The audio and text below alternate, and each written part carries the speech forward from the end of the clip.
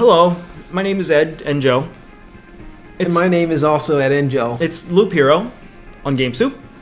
Yeah, I know we're a little bit late to the party again, just like we were with Valheim.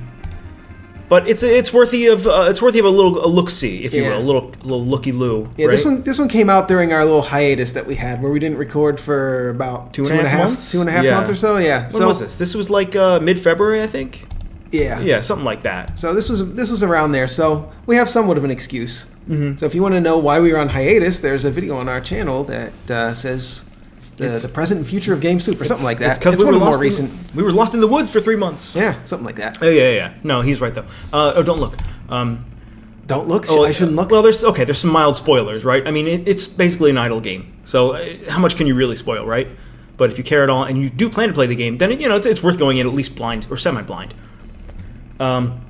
This was the quote-unquote what I call the game of the week for whatever week it came out. There's always like a hot thing at the moment. Like Valheim was the game of the week for about 2 weeks. Yeah, I saw it on Twitch. I saw there was a bunch of guys playing on Twitch. Outriders was the game this week, which was like the new Square Enix shooter or something. But this was the game of the week for maybe a week and a half.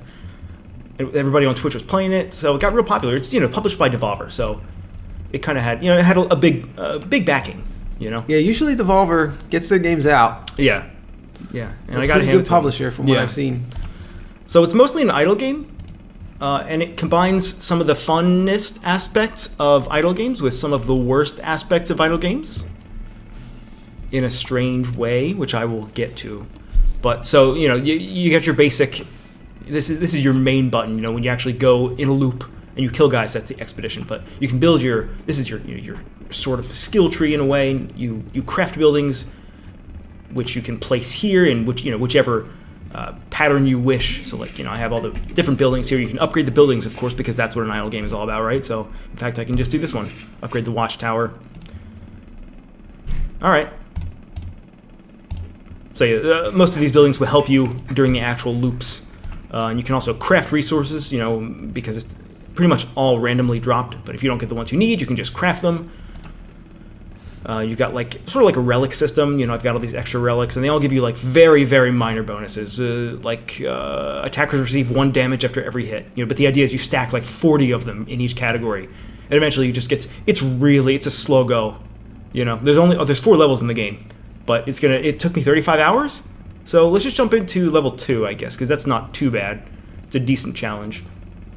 So it's kind of like a card game as well. So that was a world that we were just looking at that you're already in the middle of, right? This? Yeah. No, so this is your base. Your base building. Okay, yeah, okay. So this is my save file, right? So this is a base building that I see. You always come back here whenever you finish a run, right? Oh. Okay. Good thing I'm here. Yeah. I'm going to ask all the dumb questions. No, not dumb at all. Not dumb at all. Oh yeah, did I mention, we didn't mention this, but it comes by default with this horrific, I mean very pixely, very retro font, but also horrific to read. Yeah, it's all caps and it's like old English style, which is really it is kind of hard to read. It fits with the game better. We do tend to like when a pixel art game has all pixel art, including all the text. Yeah. I mean, it's nice that they went for it. This game has a lot of detail, a lot of small icons, so you're gonna have really small pixel art for the lettering. So, yeah, maybe it's better to just change it to this, so it's just easier on your eyes while you're playing. Yeah, I mean, you're gonna be doing a lot of reading, at least in the beginning.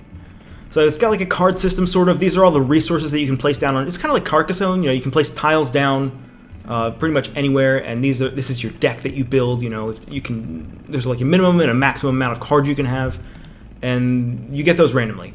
So I don't really know what exactly I was using this deck for, but let's just give it a go. We'll see how it goes. We'll do, level 2. There are 3 different classes. I haven't really used the Necromancer, but I used a lot of Rogue and a lot of Warrior. Warrior is probably the easiest, so we'll just give it a go. So it's always the same basic starting point.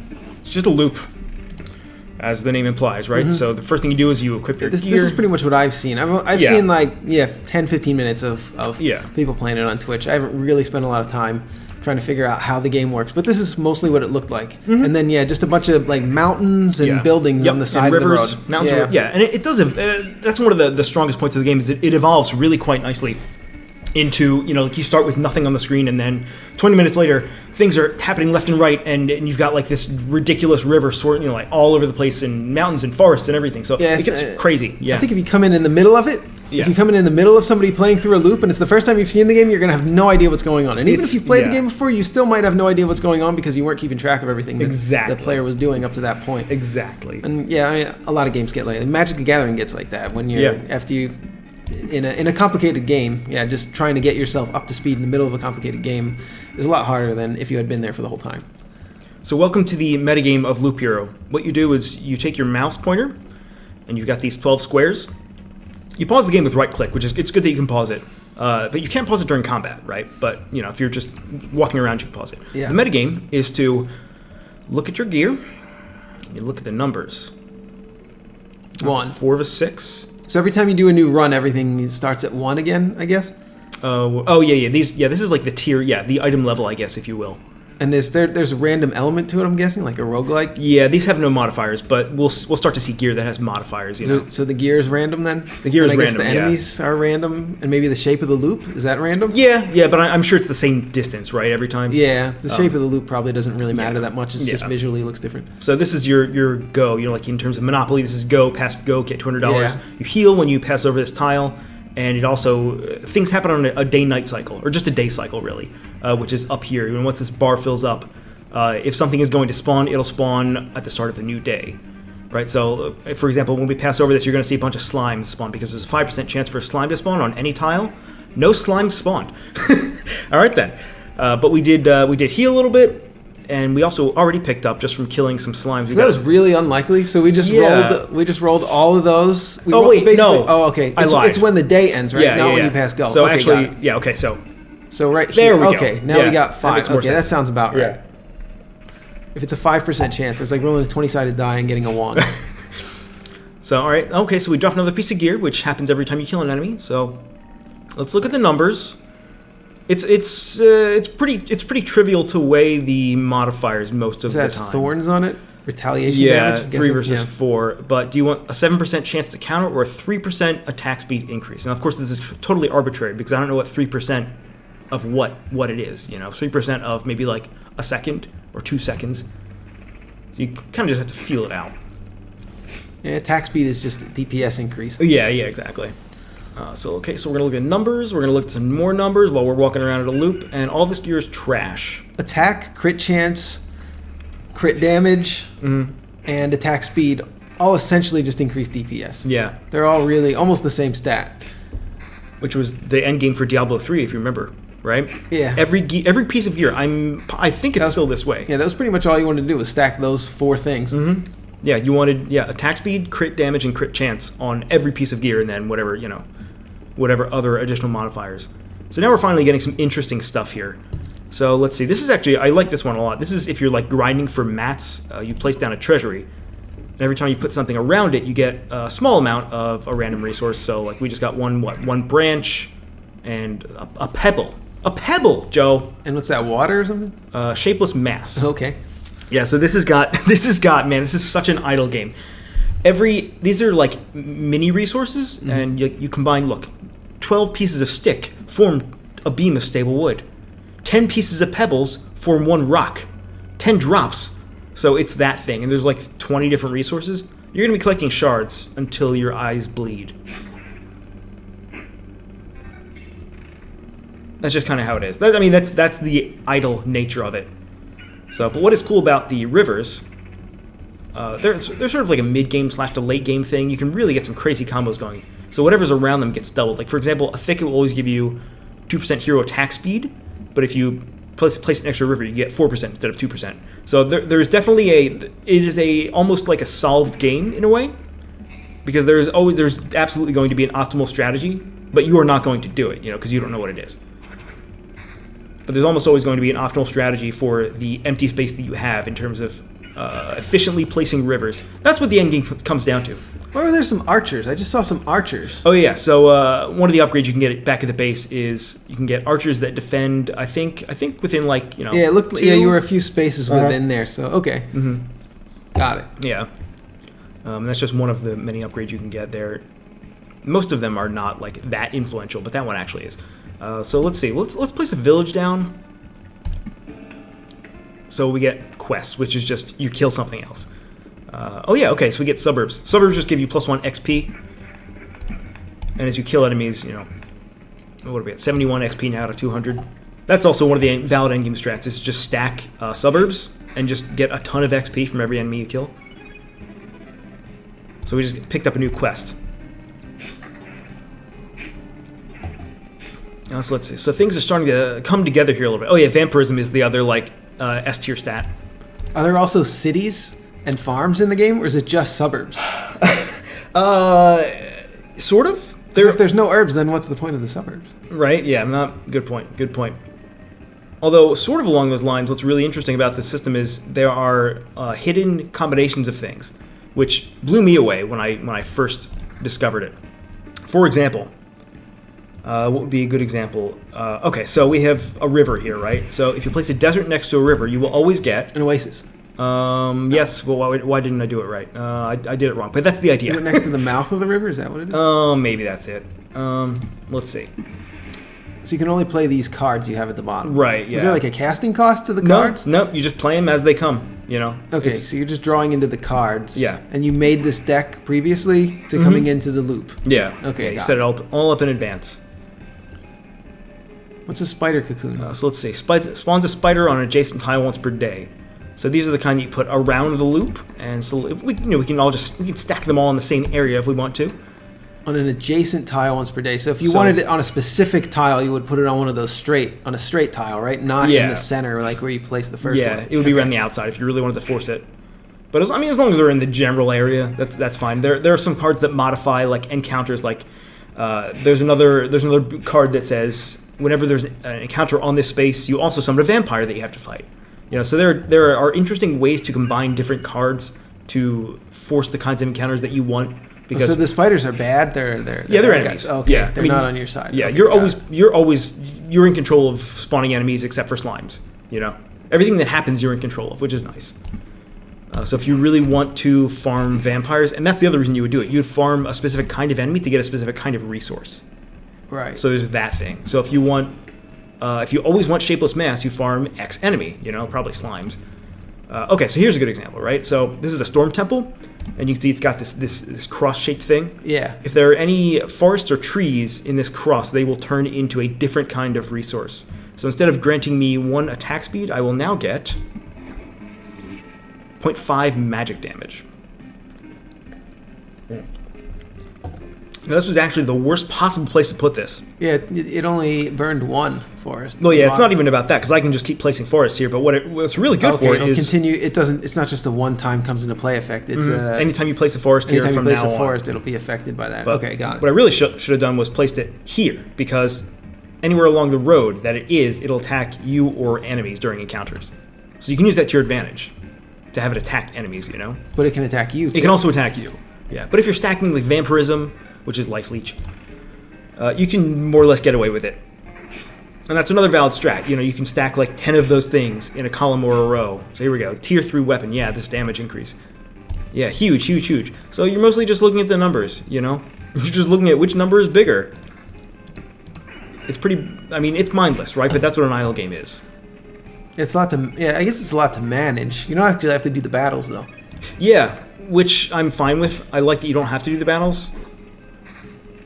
It's nice that something about the game is autopilot. Oblivion tiles are really good. You just erase anything. So I guess I don't want to do it right now, but any tile, or you can even you can destroy enemies. What are those dots at the top on the cards? Oh yeah, so this game has some UI issues, right? One of them being that these aren't ever explained. Oh. But somebody much smarter than me has discovered that it relates to where you can place them. So this one that is a complete empty circle, you can place it away from roads, right? Okay. This one means you can play it anywhere. You can play it on a road, you can play it next to a road, or you can play it out anywhere. Oh, okay. You have to play it on another card. So that's what it relates to, which is, that information is not that helpful because you kind of learn it quickly enough anyway. But it's nice to have the visual indicator, but it looks like a casting cost, right? Like a card cost. When you look at a card, you look at the top. Yeah, and you think that's the cost of the card, but yeah, like you said, the cards don't actually have a cost. So we're all about spiders today, I guess. The cost is the card. Yeah. Oh yeah, that was it. It was a sand dune and not a desert. So instead of doubling the effect of nearby resources, this will instead reduce everything's attack speed, but more so for monsters than for me. So there are some interesting combinations you can do. And there are also different kinds of encounters you can do. There's like if you combine a library with a vampire mansion, you get like an abandoned library, and you can combine a village with a vampire mansion and get an abandoned village, and that's how you get some of the rarer mats or rarer enemy encounters, you know. So we leveled up. So when you level up, you get to choose one of 3 traits. Usually it's pretty obvious. These are all terrible, actually. These are all terrible. We won't be using a lot of potions just yet, so we'll get some HP upkeep here a little bit. Oh, actually, we did just use a potion. So potions are auto use. You don't actually control any of that stuff. But you can see the little blue dot here. When it gets below this point, when your health gets below that point, you will automatically use one of your potions. Can you control where that blue dot is? No. It's all automatic. Yeah. So, and I forget, is it a static amount? Yeah, it's 10%. And when you start the game, I think you start with 3 potions, like that's your max capacity, and I think they restore like 4% of your health or like 10% of your health. No, they're 10% now, so I think they're 4% when you first start the game. Okay. This is one of those things that you do back at the base. You base build. Right. Yeah. So you fail 10 runs to get that 11th run where you don't fail because you've spent all your mass upgrading your potions. Yeah, that's usually the thing you want to upgrade. You did that in Dead Cells too. Yep. Exactly. The main upgrade worth having in Dead Cells was getting all the potions. Yeah. For real. The game basically feels complete once you have those potions. Everything before that is just practice. Yeah, it's a struggle up until that point, you know. It sucks. Dead Cells is always a struggle, and maybe this is too.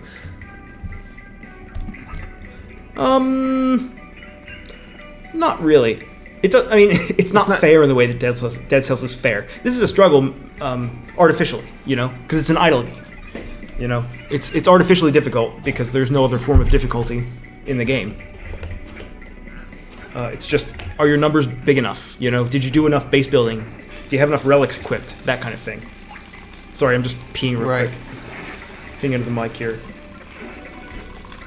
So I'm actually chugging a lot of potions here. So I mentioned earlier that this game combines the worst aspect of idle games and also the best aspect. The best aspect, of course, I mean, for one thing, it's got this nifty card system, which is above and beyond what most idle games will typically offer in terms of interactivity. What happens if your hand gets full? You don't draw any more cards? You draw 10, and the leftmost card gets recycled into a mat. Oh, okay. So you probably don't want that to happen. A mat is probably going to be less useful than a full card. In the beginning. Later on, doesn't matter. Got it. Later on, you just you get so many cards in your hand that you can't possibly play them all, because at a certain point, this board is going to fill up, and we're not going to be able to play anything else. Oh, I see. So that's when stuff just starts to get recycled like crazy. So how are we doing here on numbers? Actually, yeah, okay, it's a little bit of an upgrade. So you might notice that I've probably, how many times have we paused the game so far? We've done how many loops? This is our 5th loop or 6th loop? 6th loop, I guess. We've paused the game like 100 times probably to place down tiles. This is the worst part that comes in, you know, in terms of idle games, because you're constantly pausing to look at your hand and to place. And the game does pause when you like click on a card and start to drag it somewhere, but I like to just manually pause it because you have more control that way. So let's just put a village here. But you've noticed that we've paused at least 100 times so far, and that's where the bad part comes in, because you're constantly pausing and you're constantly unpausing. And some Spider of these, Village. Yeah. And these runs get long. These runs will go infinitely, by the way. They will go infinitely until you die or you choose to retreat. So there is that risk element to it, you know. Every time you go back to camp, every time you make a complete loop, you can decide whether you want to go one more loop or just bail.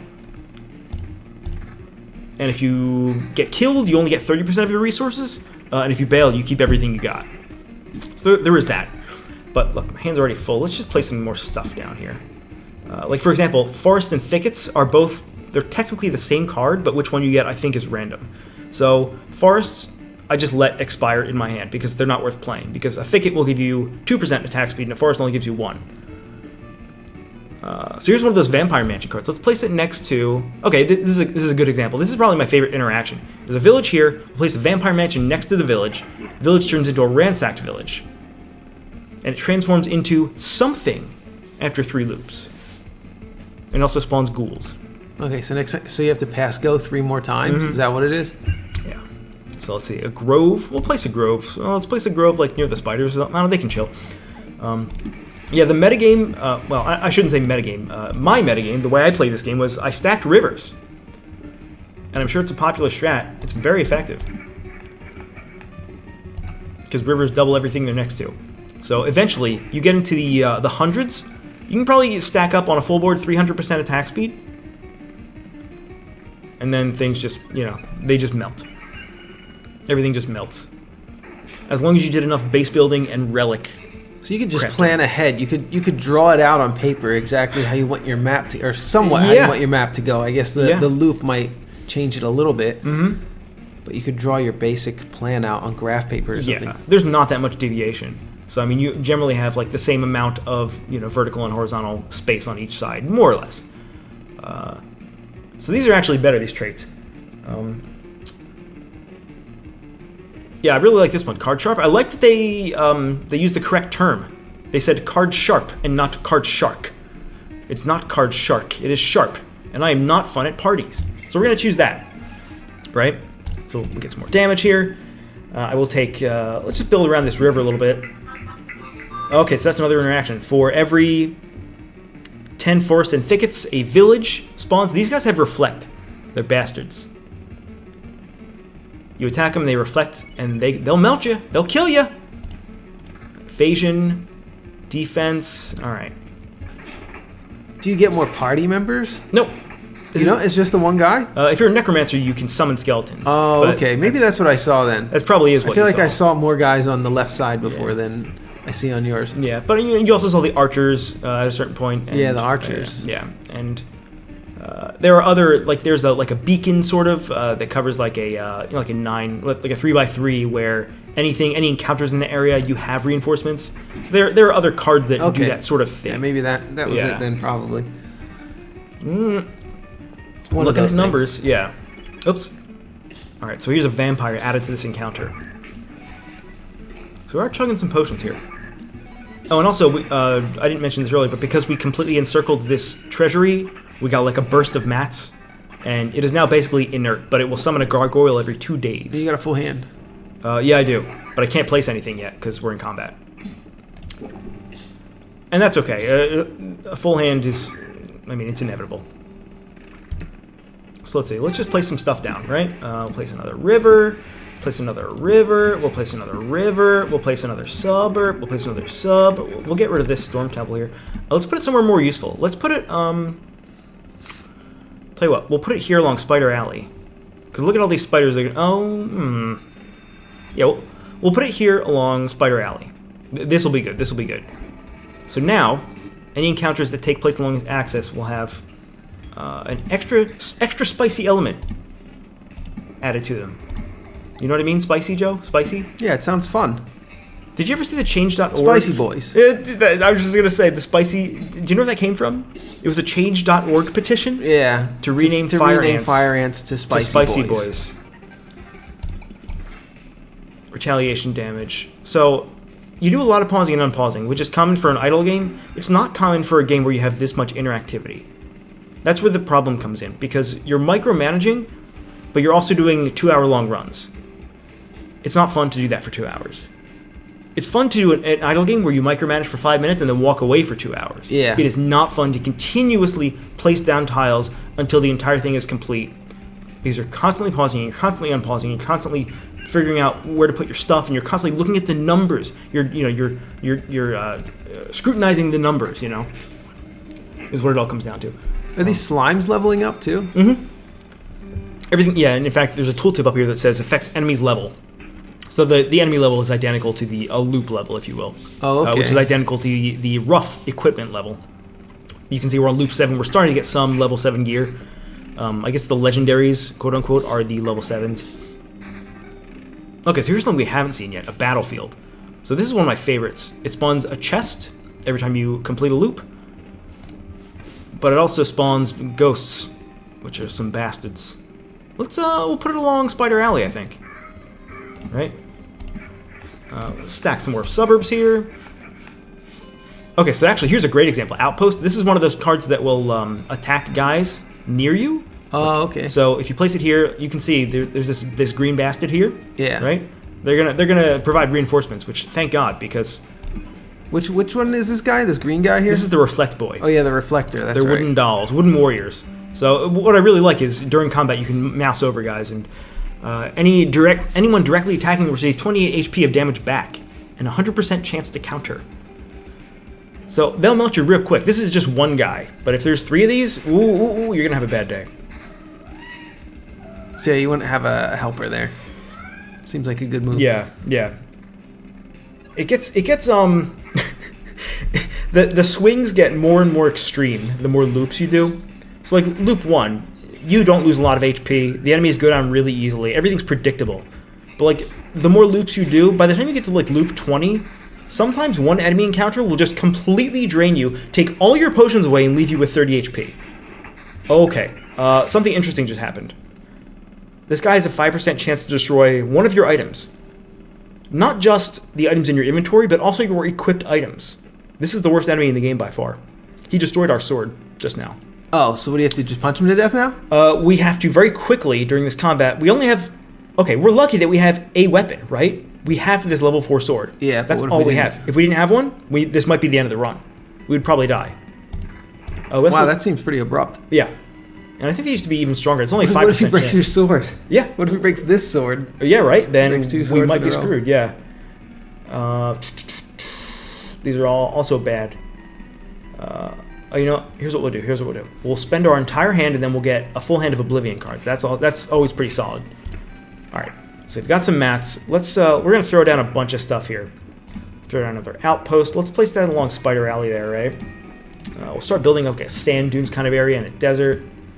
I haven't seen your cat. Have you? Yeah, I'm gonna check on the cat. Yeah, go for it. He might be in the bedroom. So Joe brought his cat over today. I asked him, I begged him to bring his cat over because he's such a good boy.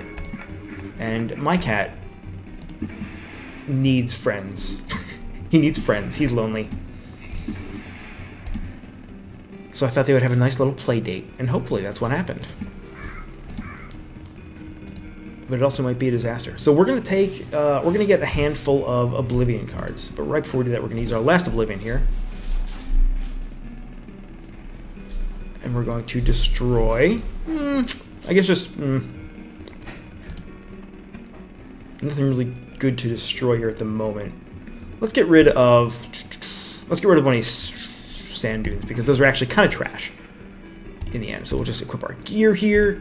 More of this. We'll just look at the numbers. Yeah, it really just all comes down to numbers in the end. And it's not that interesting to do that in the end game. I don't know where he is. Oh, well, he couldn't have gotten far. He's here somewhere. He's probably under the bed. Did you look under the bed? I glanced up, but I didn't use a flashlight or anything. Give it a spin, Joe. It's dark under there. Oh boy. All right. Here we go.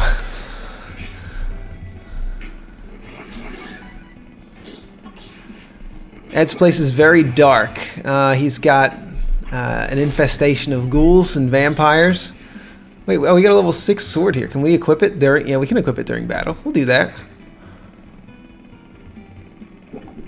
Alright. What if we try to get killed so that when Ed comes back... I don't know if I could get us killed, though, even if I tried. Oh, it pauses it when you mouse over the guys, though. Alright. So we've got Vampire Mansion. He's hiding in the corner. We're going to put down another Vampire Mansion.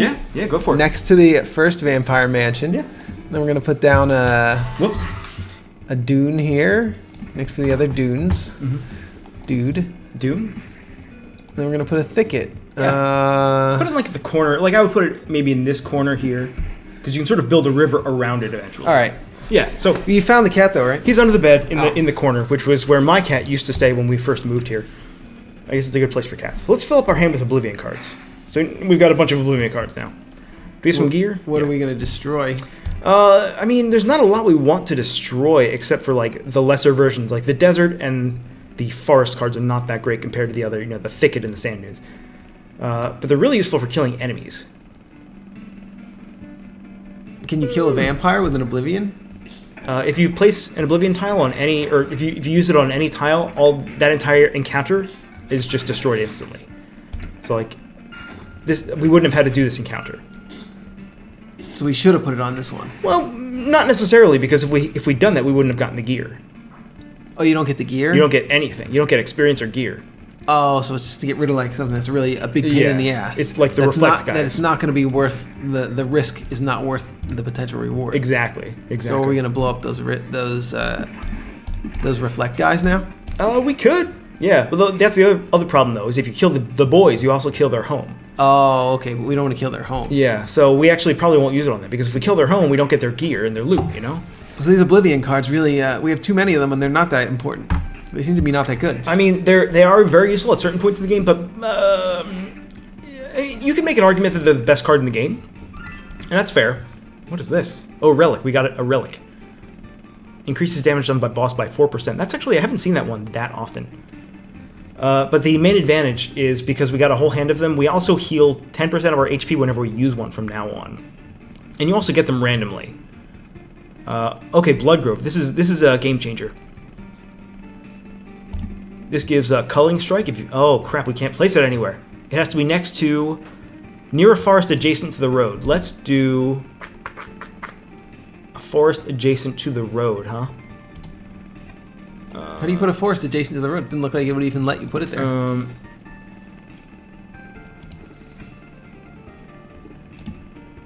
Let's see.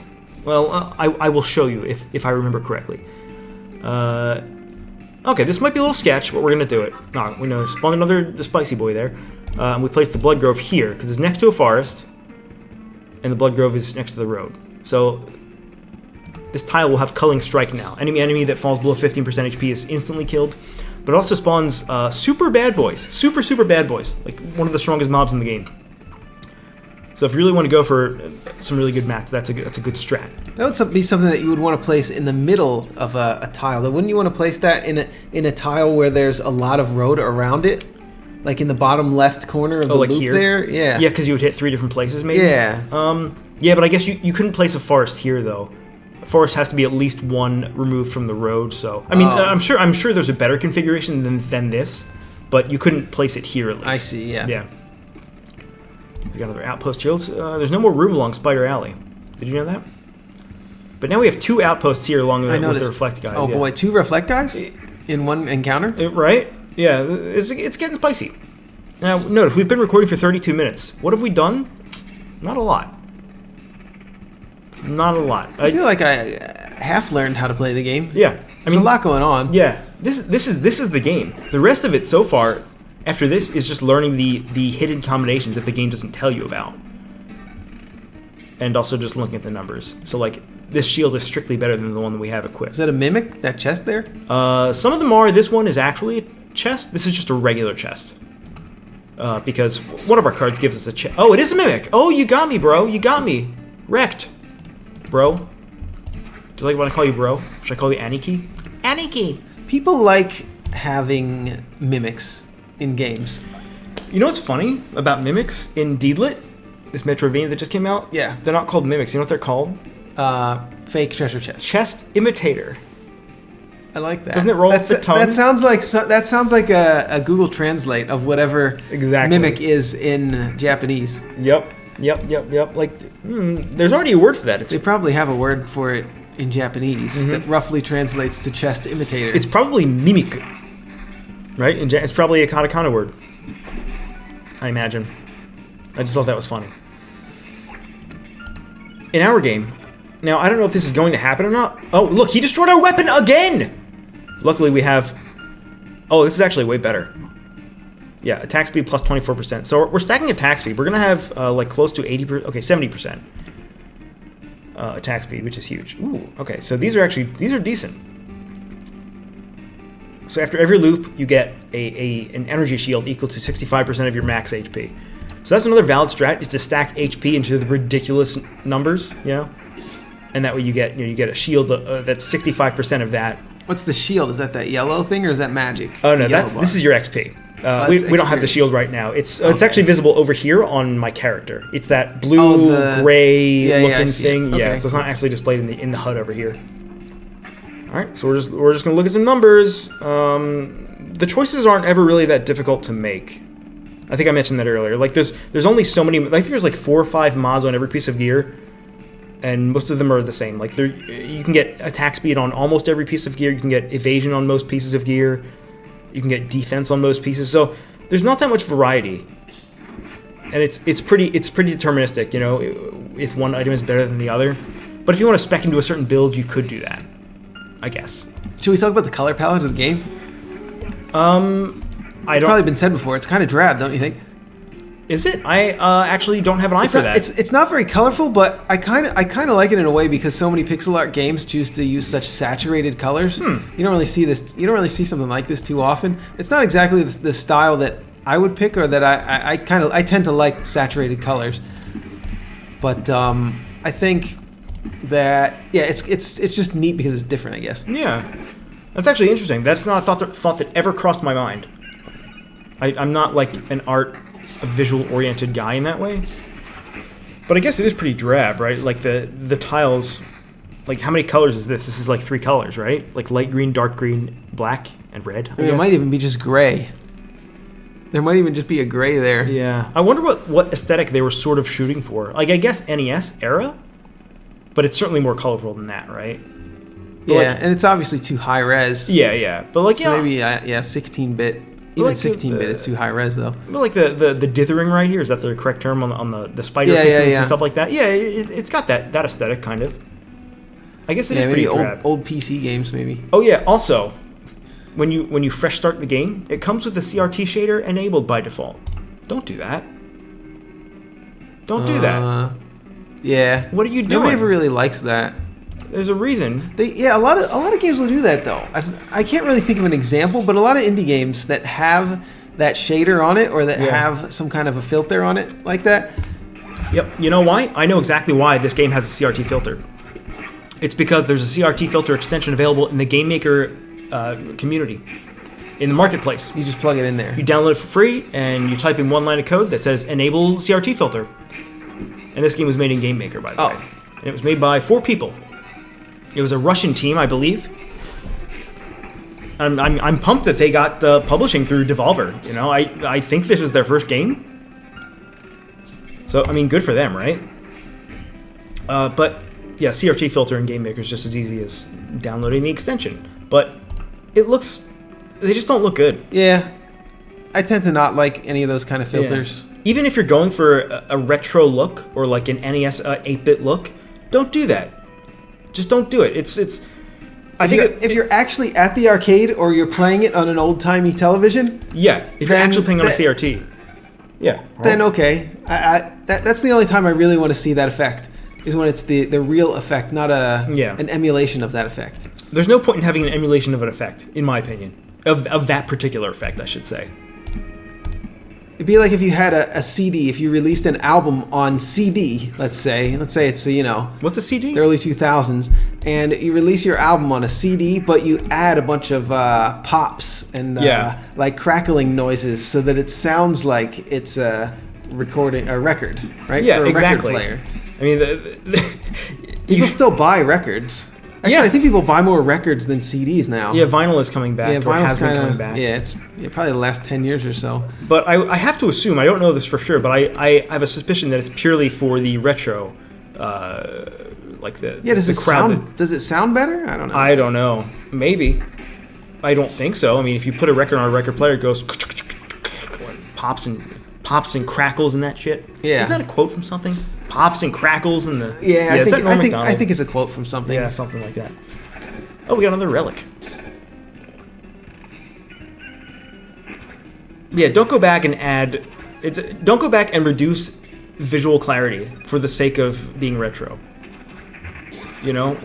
Things were only that bad because we didn't have a better alternative. We have a better alternative now. As long as it's an option, though, I guess it's fine. Yeah. Maybe some people want to have it. Yeah, but maybe. I mean, I can't imagine. Yeah, I've never seen anybody playing with it on. Are you the person that turns on the CRT shader or leaves it on? Leave it in the comments. Why do you do it?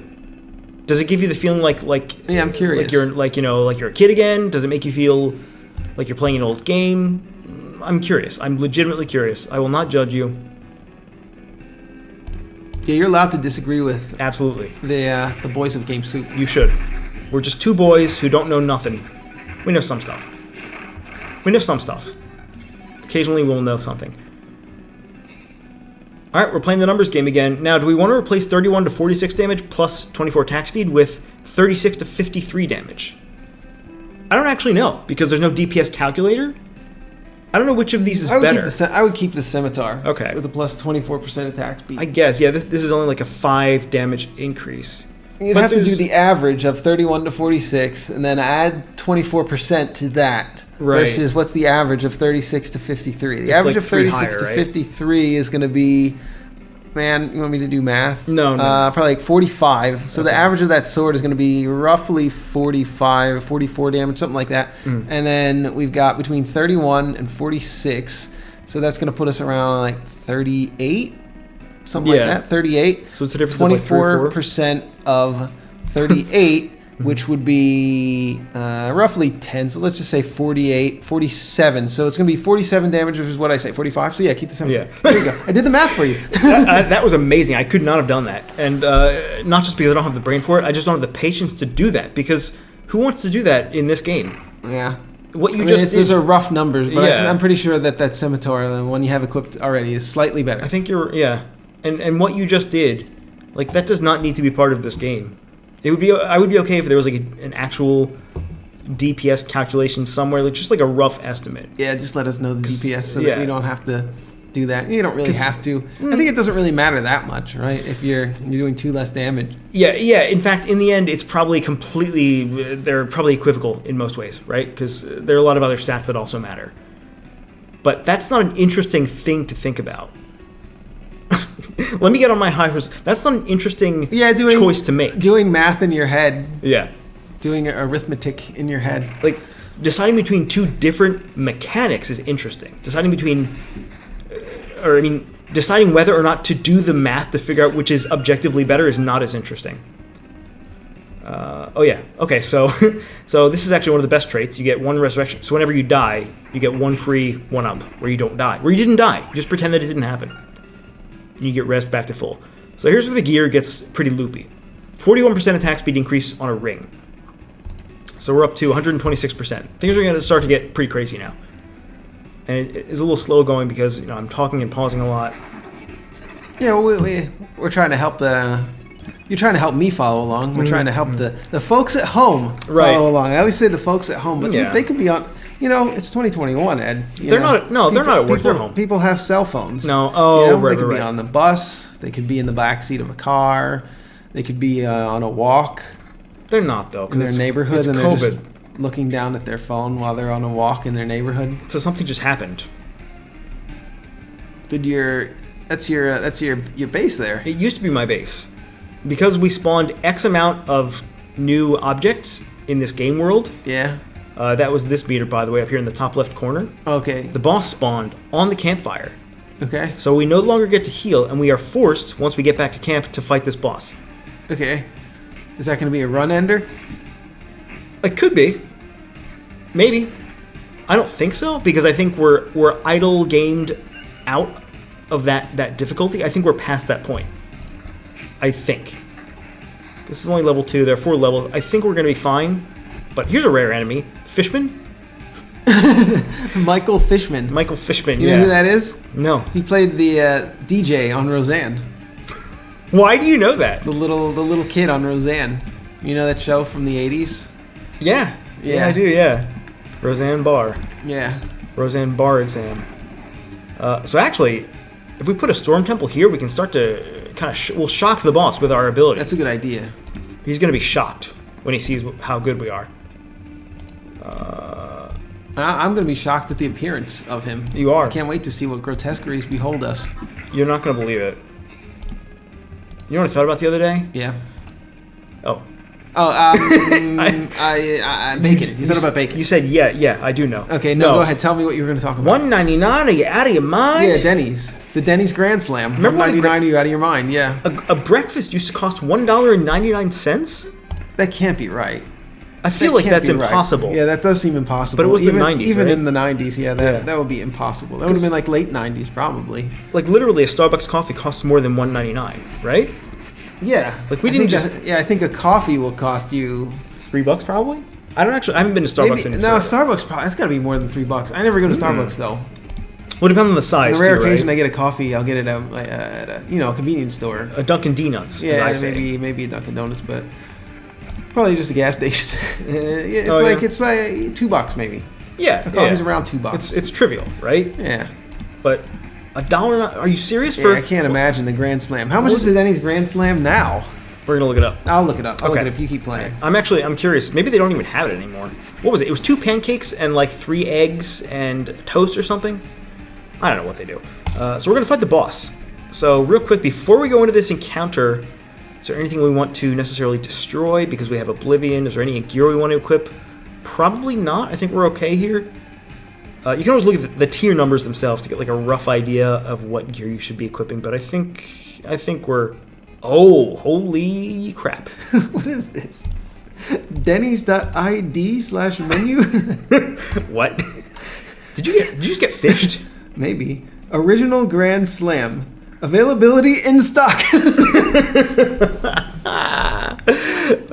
I order it? Can we get it delivered to us? Does it get Let's see. shipped? Yeah. Does it ship? Eggs served over easy, poached, etc. The normal egg choices. Uh-huh. Notice consuming raw or undercooked meats, poultry, or shellfish may increase your risk of foodborne illness.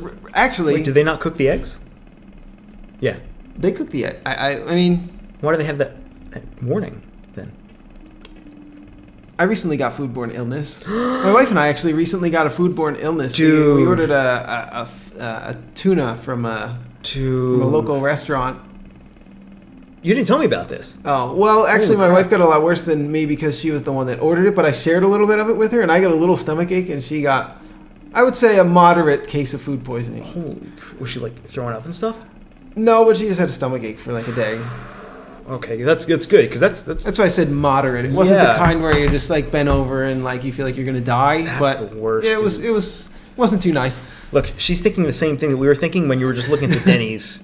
Could you? Yeah, I agree. Could you please stop? I refuse. To arms. So normally there's more dialogue, but because we've already fought this boss 1,000 times, it's all skipped. So the bosses are interesting. They've always got a gimmick. These are basically sponges, right? That we attack randomly one of these. We don't know which one it's going to be, but they'll just absorb some damage. And They seem to be reflecting damage. Oh, is that what they do? Yeah, I guess because they're mirrors, right? Summons an angel instead of an attack that disappears after dealing 2 attacks. Creates 5 stained glass windows instead of every second attack. So we're not even making any of the decisions, even in the boss fight here. Right. It's just auto attacking. Yeah. But I do like that. That's a bold move. And I would not be happy if you had to also make choices in combat in this particular I think game. that would be too much. Yeah. There's complication creep. It's a little, the game is already a little too top heavy in terms of things that you have to manually do. Oh, we're actually going to die. But we have a resurrection charge, so we're fine. It's too heavy in the sense that you can't... He attacked her like 4 times in a row there. Oh, it's also... Oh, wait. we're rezzed, but not to full health. Oh, we're not. Holy crap, you're right. We might die. might- She's yeah, pretty low on health, too. So it's this will be random. close. This will be a close call. Yeah. It's random which one of these we attack. It could be a mirror, it could be the boss. Oh, I think we're good. Just one more hit on her, and I think we got this. Yeah, GG. Okay, then the ads just die when she gets killed. That was close, though. Yeah, it was. That was actually closer than I was expecting. I'm getting blown up on Discord. And because we killed the boss, we get... these are boss traits. I don't have all these unlocked. But actually, I don't know what these are, actually. On hit, a hero can summon a blood lightning with mysterious With chance. mysterious chance. I don't know what that means. I have no idea. 30% chance to get a random basic resource chunk upon killing an enemy. That seems, for a game all about resources, that's a no-brainer, right?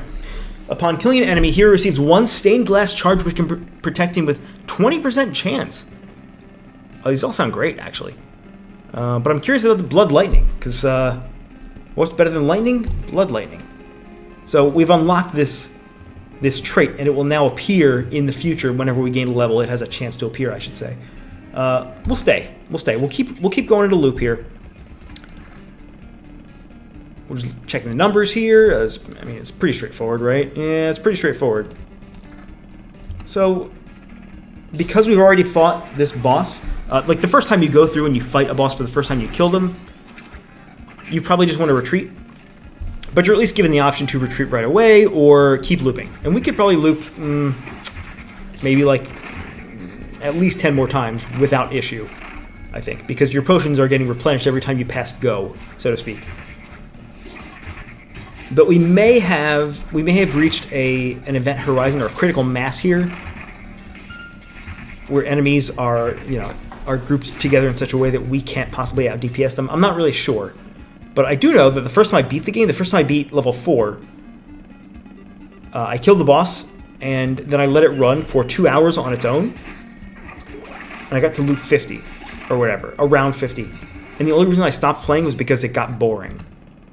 Like, I didn't want to pause the game and micromanage for another hour while I watched my guy walk in a circle. Like, I quit. I quit a round because it was just boring to play. Yeah, I guess I can see that happening. Yeah, and we've gone around 12 times. It probably feels like it's been.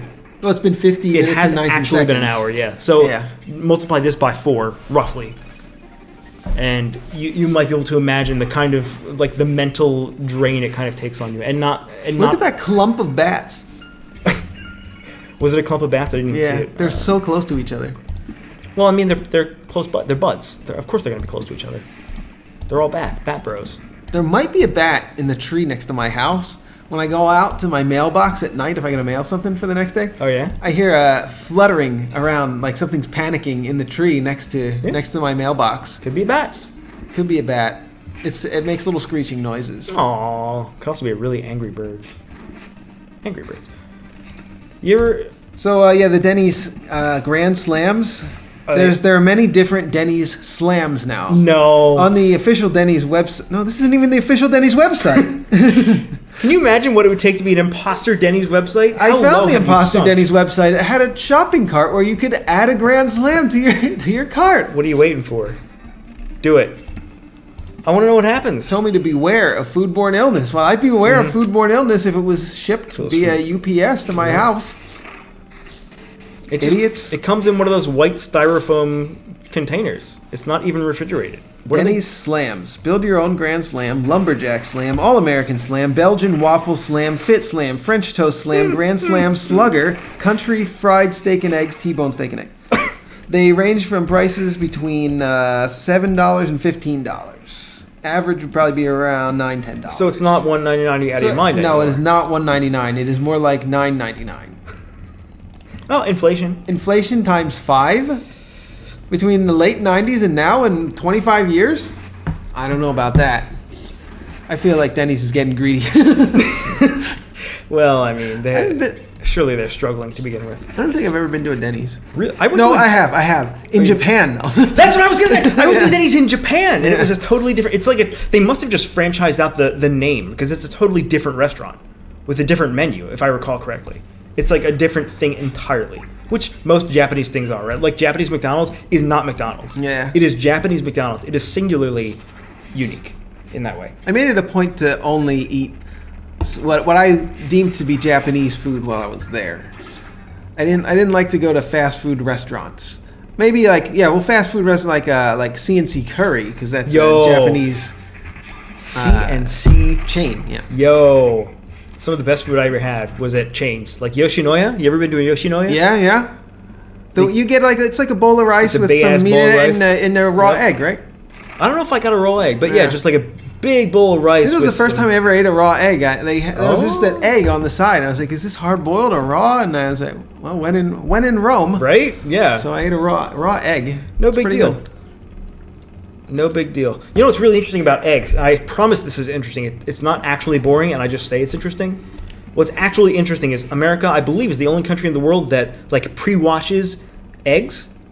So in other countries, you can leave eggs out unrefrigerated because if they're not systematically mechanically cleaned, but because they're done that way in America, they have to be refrigerated. They're somehow exposed to the elements. So in Japan, when I go to the grocery store, you would just see eggs unrefrigerated just sitting around, and they didn't have to be refrigerated. So I don't know why that's a thing and why it's different in different places. But I've never heard of such a thing. Really? No, you were in Japan. Surely you saw eggs in the grocery store that were not... I mean, I guess I did. I don't know. I don't remember. Oh. And also, get off my back, Ed. Okay. And also, raw eggs are not dangerous. Just kidding. I mean, they're dangerous in the same way you might get salmonella from eating Peter Pan peanut butter. Too real. It's a risk thing, and I think the risk is incredibly low, much lower than is typically thought. I think, not that it's scare tactics, but I think you could probably eat 1,000 raw eggs before you got sick from one. And I would know because I've probably done that. You ever make a smoothie with raw eggs? I don't think so. You don't want to make a smoothie with cooked eggs. That don't turn out too good. That don't turn out too good at all, sir. Alright, so things are happening. We're killing bad boys. We killed the Dracula. We killed the Gargi. You ever eat raw meat? Yeah. Actually, yeah. Yeah. It's okay. It doesn't really have much of a taste, though. That's actually the main distinguishing feature is raw meat doesn't taste like anything. I foolishly tried beef tartare once because it sounded interesting. It was ground beef raw. Not only was it ground beef, which means it was like the meat of 100 cows mixed together, yeah, but it was also raw. That's like prime food poisoning central. You don't ever want to do that. It was stupid, but it also came with a raw egg on top. It was just like daring the universe to make you sick. It was in Japan, wasn't it? No, it was actually in New York City. Because that's where I did it. Oh, you did it? Okay. Yeah. I don't know if it was called a tartare, but it was a raw beef. It was. It might have been like tartare or something like that. Yeah. Yeah, maybe. I was hanging out with some Korean guys, and they said it was great. You mentioned that. They can drink. Before. Yo, Japanese people can also drink. It's like every culture thinks that drinking is their thing. It's everyone's thing, right? It's pretty much every culture's thing. Yeah. It really is. Like, name a culture that doesn't drink. The Irish. Like Native Native Americans are not known for their drinking culture, I guess, right? That's really mean to say it. Because that's all they do. What? You're kidding. You said the Irish. You said the Irish, sir. I did say the Irish. Yeah. Yeah, it was a joke. No, I know. I mean, like, as far as any culture goes, the Native Americans are not known for their abundant drinking, their over drinking, and ridiculous hangovers.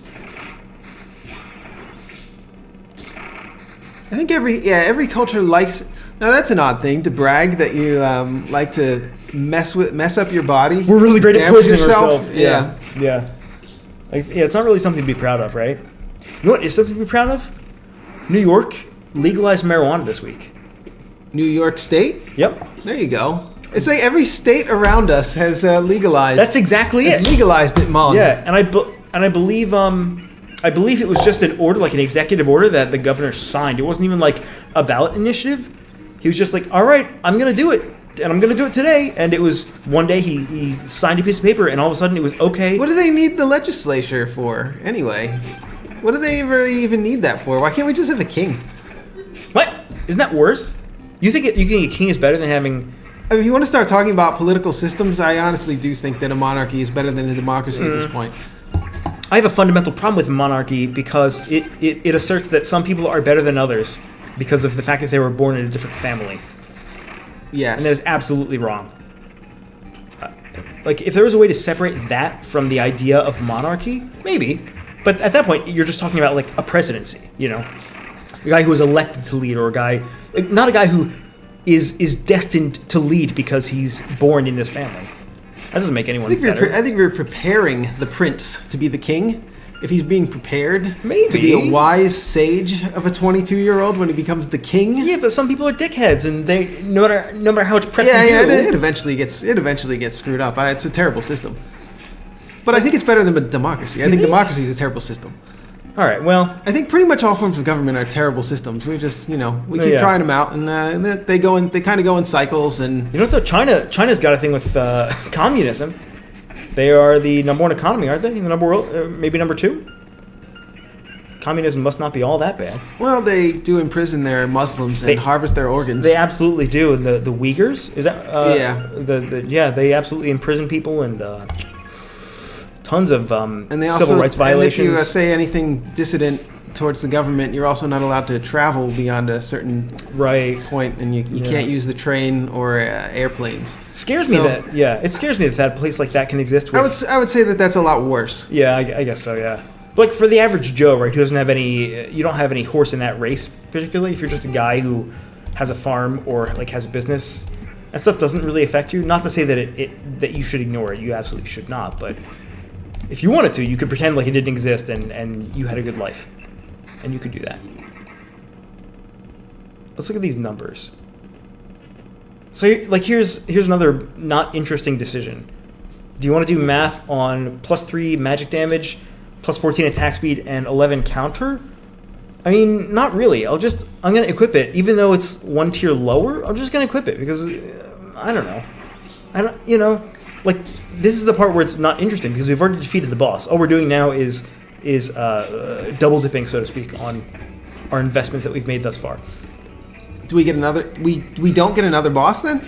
We do not, no. Because, this is stage 2. And that was kind of the end of the run there. That was the end of the run. Yeah, which maybe that's actually to do with it. It's not that there's a finite end in an idle game that should not have a finite end. There's a point past which there is no more satisfaction to be gained from continuing. Oh, and also I should mention, in fact, this is probably the worst part of, maybe one of the worst parts of the game actually. Although I don't have the numbers to back this up. I have a theory. Because this is level 2, right? In level 1, for example, you're limited to 10 of each resource that you can bank and take with you. Okay. In level 2, you get 20 of each resource max that you're allowed to bank. Right. 3, 30, and then level 4, it's an infinite amount. So there is absolutely a point in this level. See, we already have 20 wood and 20 stable metal. These are outlined in orange. We can't get any more of these. So your time becomes less and less valuable the longer you spend because you're throwing these away because you're already at max, So like the first hour, you get every resource you earned, you get it. And then maybe the second hour, you get 50% of every resource you gain because half of them get thrown away. You're almost dead, though. I sure am. And in fact, I am dead. But the game is incredibly lenient. What happens if you resurrect? We actually can because we have a resurrection charge that we haven't used. The warrior has one natively. This is the one that gives you full health, by the way. Oh. So we're back to full health again. Oh. So you pretty much can't lose at this game. But from what we've learned. Yeah, I think that was our last resurrection charge. And in fact, as far as I know, you're getting killed actually pretty quickly now. Yeah. It's actually starting to get kind of difficult. Maybe you should just... if you wanted to play it safe and keep your winnings here, are you even going to make it back to the base? Though, look at all those guys. They're all reflectors. Yeah, they are. We'll probably die, but it's actually fine. This game gives you an out. There is one resource. It's this skull here. Yeah. You only get these from bosses, but when you die, you can spend skulls to take 100% of the resources you earned back instead of 30%. And wait, so the best strategy is just to kill the boss and then just keep playing until you die because you're going to get to take 100% with you anyway. Exactly. Yeah. And so you just basically get to break the rules. Yeah. That have been established throughout the course of the entire game. Unless you somehow manage to die like 10 times, which is basically impossible, right? So, it basically doesn't exist, this resource. Because look, right here. This is normally you look on this side, and this is 30% of what we've earned so far. Yeah. But, take all, it only costs 2. We have 21 of these. I could do this forever. Because every time you kill a boss, you get at least 1. So, this shouldn't even exist. It's just this. You just take everything. Take all. We're going to spend 2 and take all. That's it. Easy. Right? That resource is just... Yes, they set the rules for the 30%, but the 30% rule is probably almost never even enacted. Yeah. Only in the beginning when you haven't killed bosses yet. Yeah. Only when you're doing level 1, level 2 for so I guess it serves somewhat of a purpose then. And that, in a sense, is... I was going to say, the game starts to break its own rules at some point, but it's like the manga. Have you ever read the manga Dragon Ball Z? No, but you have. They start to just break the rules of the universe that are created, of the Dragon Ball universe by the end of it. Don't they just keep powering up? Well, yeah, they just keep powering up, but I really can't believe that the Majin Buu saga, how terrible it is. But I think we need to end the episode here, so I probably shouldn't get into my rant about the Majin Buu saga of Dragon Ball Z. But look forward to that. We will probably talk about that in our next LP series, which will probably be Record of Lodos or Deedlit in Labyrinth Wonderland. Deedlit! Thanks for watching. If you see, you already know if you want this game or not. You probably knew 10 minutes in, so... Get it. It's worth it. I think it's only $15. It's well worth it. It'll entertain you for 35 to 40 hours. and not a minute more. Goodbye.